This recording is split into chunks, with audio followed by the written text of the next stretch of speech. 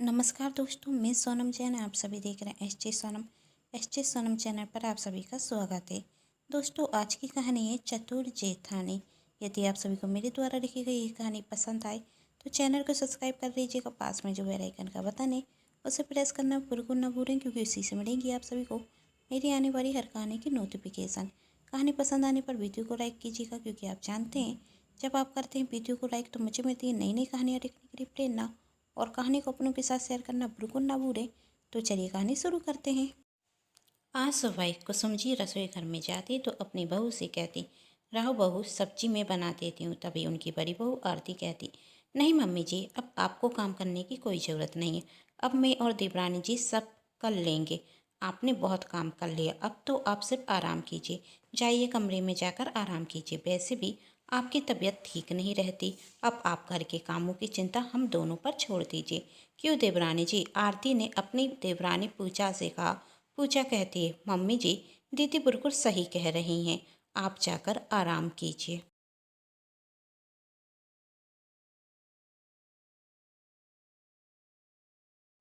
हम दोनों देवरानी जेठानी मिलकर सभी काम कर लेंगे। तभी आरती मन में सोचती, देवरानी जी, हम दोनों नहीं, सिर्फ आप काम करेंगी और मैं आराम। तभी कुसुम जी कहती, ठीक है, जैसा तुम दोनों को सही रखे। यदि मदद की जरूरत हो तो मुझे बुला लेना, कहकर कुसुम जी वहाँ से चली जाती। पूजा कहती, दीदी मैं पूरी बना देती हूँ, आप सब्जी बना दीजिए। आरती कहती, हाँ मैं सब्जी बना देती हूँ। फिर कहती, अरे मैं तो भूल ही गई, गुड़िया के जगने का समय हो गया है। मैं जाकर गुड़िया को नहा देती हूँ, लेकिन इसमें तो बहुत समय लग जाएगा। अब सब्जी। तब पूजा कहती, दीदी आप जाकर गुड़िया को तैयार कर दीजिए, मैं सब्जी बना दूंगी। आरती कहती, ठीक है, मैं अभी आती हूँ और फिर आकर तुम्हारी मदद कराती हूँ।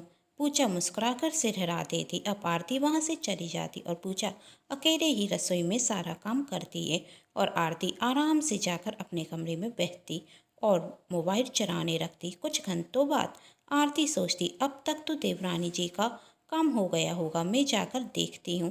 वैसे भी सबके खाने का समय हो गया है। यदि मैं रसोई में नहीं दिखी तो वह भाई तो देवरानी जी को मिलेगी और मैं ऐसा होने नहीं दूंगी। आरती रसोई घर में जाती और जाकर देखती कि देवरानी जी ने तो 2 प्रकार की सब्जी, दाल, चावल और पूरी बना ली है।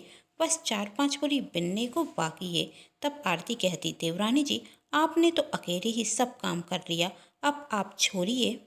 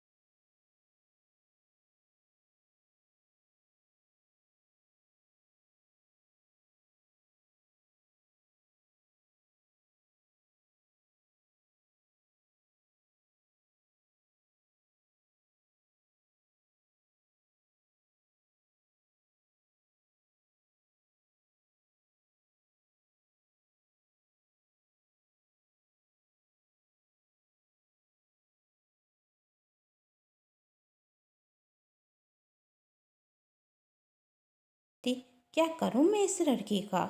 मैं इस लड़की से परेशान हूँ। आरती ने कहा, जाने दीजिए मम्मी जी, यदि आप कुछ कहेंगी तो घर में लड़ाई होगी और फिर सब कहेंगे कि सास बुरी है, बहू को कौन बुरा कहेगा। और वैसे भी मैं अकेले ही घर का अच्छे से ध्यान रख सकती हूँ। तब कुसुम जी कहती, नहीं नहीं, तू अकेले घर का काम नहीं करेगी, कल से मैं भी तेरी मदद दिया करूँगी। तब आरती कहती, नहीं मम्मी जी, मैंने कहा ना, आपने बहुत कर लिया घर का काम, अब आपकी उम्र आराम करने की है तो सिर्फ आप आराम करेंगी, कहकर आरती वहाँ से चली जाती। थोड़ी देर बाद पूजा कहती, दीदी शाम के खाने में क्या बनाऊँ? तब आरती कहती, चलो रसोई में मैं तेरी मदद कर देती हूँ। आरती कहती, दो सब्जी बना लेते हैं और रोटी तो बनेगी ही, और हाँ अमरूद की चटनी भी बना लेते हैं, खाने में बहुत अच्छी लगती है। पूजा कहती, ठीक है दीदी। तभी आरती कहती, ए भगवान, पूजा ने कहा, क्या हुआ दीदी? आरती, कुछ नहीं, सुबह से सिर भारी सा हो रहा है और अब तो कुछ ज़्यादा ही दर्द हो रहा है। चल छोड़, खाना बनाते, वरना देर हो जाएगी। पूजा कहती, नहीं दीदी, आप जाकर आराम कीजिए, मैं अकेले सब कर लूँगी। आरती कहती, अरे मामूली सा सिर दर्द है, ठीक हो जाएगा, तू चिंता मत कर। पूजा कहती, नहीं दीदी, आप जाकर आराम कीजिए, मैं अकेले सब कर लूँगी। आरती, अब तू इतनी जिद कर रही है तो जाकर आराम कर ही लेती हूँ, कहकर वहाँ से आरती मन में मुस्कुराते हुए वहाँ से चली जाती। आरती जाकर आराम करती और पूजा रसोई घर में खाना बनाती। और जब सासू माँ का आने का समय होता तो हर बार की तरह आरती दिखाने के लिए काम करने रखती और पूजा से आराम करने के लिए कहती। पूजा सोचती कि मेरी जेठानी अच्छी है, और वहाँ सासू माँ को रखता कि मेरी छोटी बहू तो कुछ करती ही नहीं है। इस तरह एक महीना निकल गया और आज रात को जब पूजा अपनी सासू माँ के लिए गर्म दूध और दवाई लेकर जा रही थी, तभी आरती आकर कहती, अरे देवरानी जी, आप कब से काम कर रही हैं? अब थोड़ा काम मुझे भी करने दीजिए, मैं जाकर सासू माँ को दवाई और दूध देकर आती हूँ, आप अपने कमरे में जाकर आराम कीजिए। तब पूजा कहती, दीदी मैं लेकर जाती हूँ ना। आरती ने कहा, देखो तो अपने आप को, कितनी थकी थकी सी लग रही हो, तू जा अपने कमरे में जाकर आराम कर, मैं अभी सासू माँ को दूध और दवाई देकर आती हूँ, कहकर आरती वहाँ से चली जाती। तब पूजा को याद आता कि उसने दूध में चीनी तो डाली ही नहीं।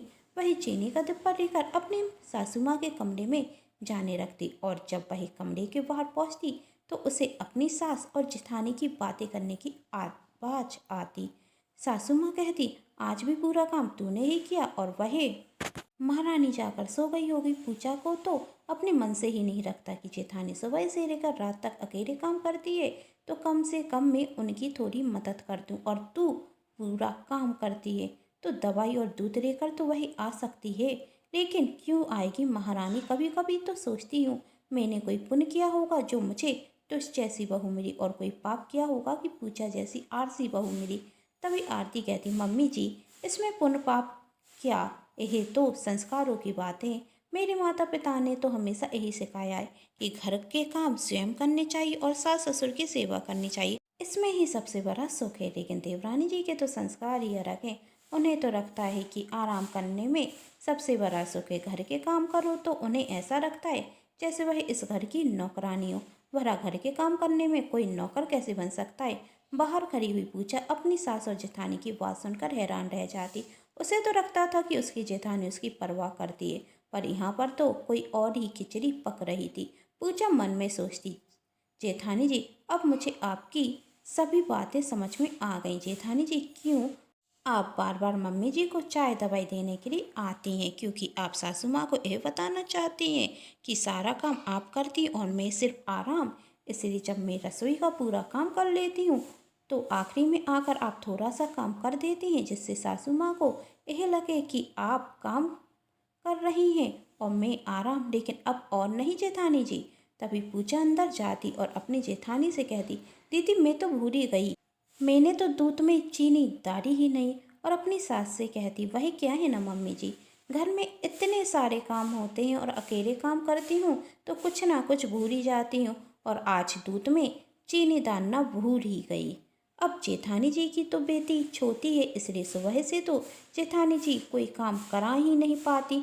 उन्हें अपनी बेटी को भी तो तैयार करना पड़ता है ना, तो मैं ही अकेले पूरा काम कर देती हूँ। हाँ, लेकिन जब जेठानी जी अपनी बेटी को तैयार कर कर आती हैं तो आखिरी में वही रसोई का सब काम कर लेती हैं और मुझसे आराम करने के लिए कहती हैं। और जब मैं चाय बनाती हूँ तो जेठानी जी आकर मुझसे कहती हैं कि तुम आराम से चाय पियो, मैं मम्मी जी को चाय देकर आती हूँ।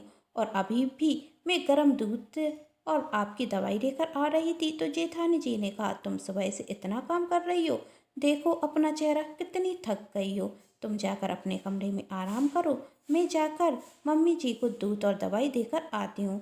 वह क्या है ना मम्मी जी, जेठानी जी को मेरी बहुत चिंता रहती है, इसी रसोई में जब मैं सब काम कर लेती हूँ तो आखिरी में आकर वह थोड़ा सा काम कर देती हैं जिससे मुझे थकान ना हो। और जब मैं आपके कमरे में दूध चाय या दवाई देने के लिए आती हूँ तो मेरी जेठानी जी मुझसे कहती हैं कि तुम सुबह से काम कर रही हो, थक गई होगी, तुम जाकर आराम करो, मैं जाकर मम्मी जी को दूध चाय दवाई आदि देकर आती हूँ। आखिर जेठानी जी मुझे अपनी छोटी बहन की तरह मानती हैं तो मेरी चिंता तो करेंगी ना। क्यों जेठानी जी, यह सुनकर आरती को पूजा पर बहुत गुस्सा आता और उसका चेहरा गुस्से से फूट जाता। लाइए जेठानी जी, मैं दूध में शक्कर डाल देती हूँ, कहकर दूध का गिलास पूजा ले लेती।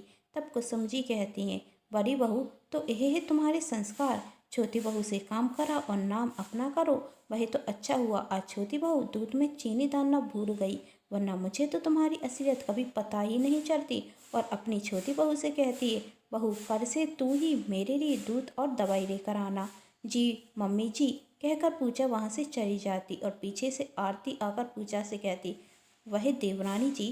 तब पूजा आरती को रोकते हुए कहती, जेठानी जी आप चिंता मत कीजिए, मैं अभी भी अकेले घर के काम कर लूँगी, लेकिन अब मैं आपकी मीठी मीठी बातों में नहीं आने वाली। उम्मीद करती हूँ आप सभी को आज की ये कहानी पसंद आई होगी। कहानी पसंद आने पर चैनल को सब्सक्राइब, वीडियो को लाइक एंड शेयर जरूर कीजिएगा।